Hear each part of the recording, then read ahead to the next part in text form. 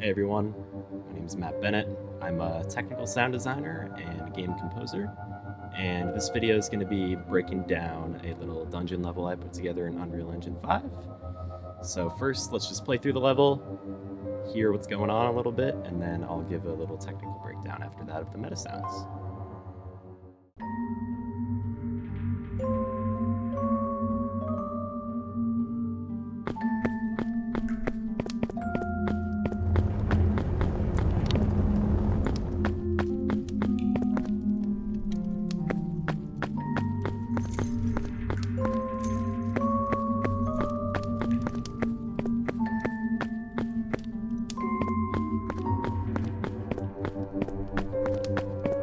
Run while you still can. Blue.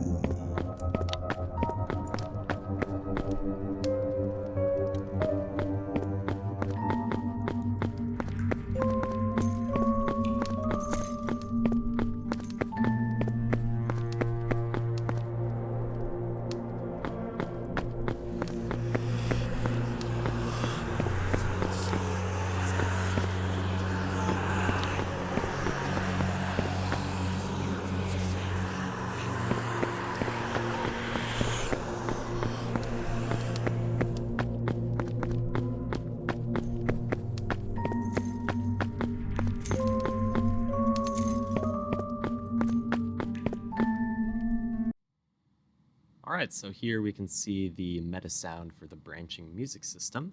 There's three music states, music state 1, 2, and 3. And here what I have set up using the BPM to seconds node is a clock of sorts that can help to switch between the music at any moment whenever the player triggers one of the trigger cubes. When music state 1 is playing, you can see the clock pulsing along with the music. Now, to handle crossfading between the different states, I have 3 different trigger inputs for each music state, which you can trigger at any point, and I use an ADSR node to handle the release of each track. So now if I trigger music state 2, you can hear state 1 fades out, and then state 2 starts playing. Now, an important note to make is that the way I have the system set up, you can switch between any state. Any state can go to any other state, so 1 can go to 3, and then 3 to 2, 2 to 3, etc. But the way it's set up in the level is that 1 only goes to 2, and then 2 back to 1, and then 1 to 3, and 3 back to 1. So here we go back to music state 1, and you can hear how it does that crossfade again.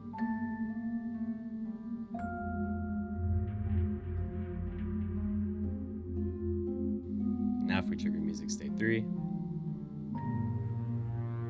hear that crossfade come in once again.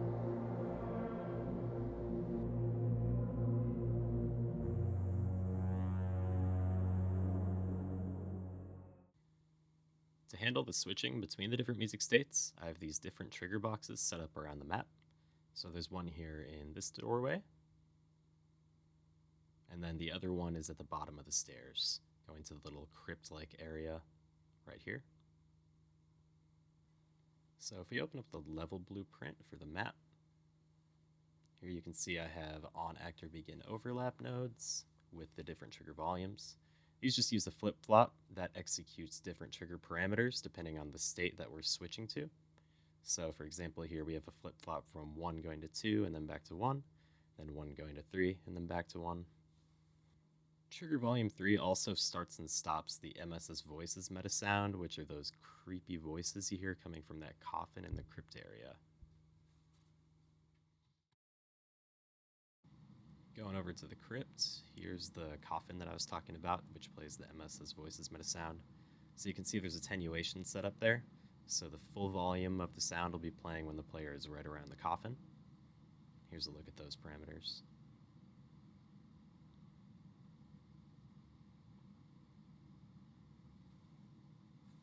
And here's a look at the MS's voices meta sound itself. It's a pretty simple setup, just a mono wave player with play when silent for the virtualization method. One of my favorite parts of this project is how the torch's MetaSound is set up on the torch blueprint.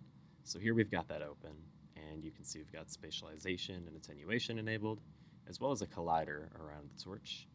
If we go on the event graph, you can see we have a on component, begin overlap component, and if the torch collider detects a collision with the first person character, then it'll start to play the MetaSound. Now here's the MetaSound itself. It's just a mono wave player once again with play when silent enabled. So that way when you go in and out of the torches, it will just resume where it left off and there won't be any weird pops or anything. And now importantly, we also have concurrency set up on the torches so that there can only ever be 4 different torch sounds playing at the same time, so you're not using up all of your voices. And we have that set up so it stops the farthest and then the oldest, so you can never really tell when you're playing, and it just seems like all of the torches are lit. So now I've got the level open, and let's just take a look at the torch concurrency system in action. So here you can see we're standing next to one torch, and we have 4 active sounds playing, and that's going to go up a little bit when we walk because of the footsteps. Now we've got 5, so that means that both of these torches are now active sounds.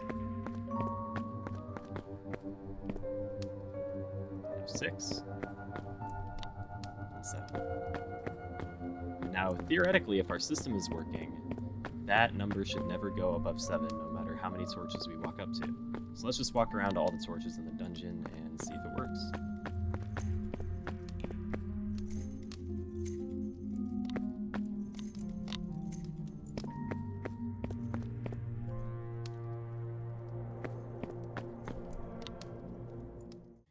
Here we have the blueprint for the skeleton character that you can go up and talk to in the game. And if we open up the event graph, you can see that when we start playing the game, it enables input from the player so that if they press E when they're in range, it'll start the skeleton MetaSound. And we use that collider, so if the actor begins overlap, then it will flip if the text is visible or not, and it sets that in range Boolean as well.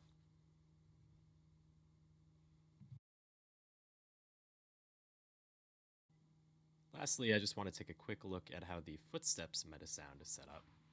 So here I have a random get wave asset array, which has an array of 6 different footstep sounds. And let's just listen to how some of those sound here.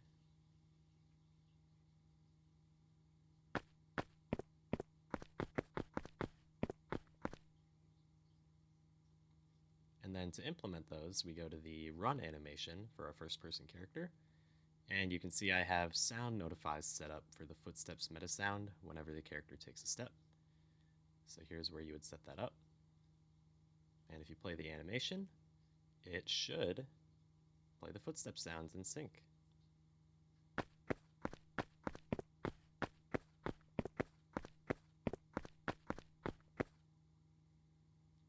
And one last step in getting this system set up is actually on our blueprint for the first person animation.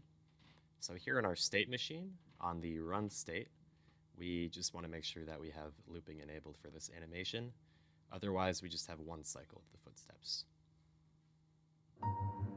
Hope you guys enjoyed this quick little breakdown of the MetaSounds implementation in this Unreal Engine 5 dungeon level. Check out my channel if you want to see more content like this, and I will see you guys very soon. Peace.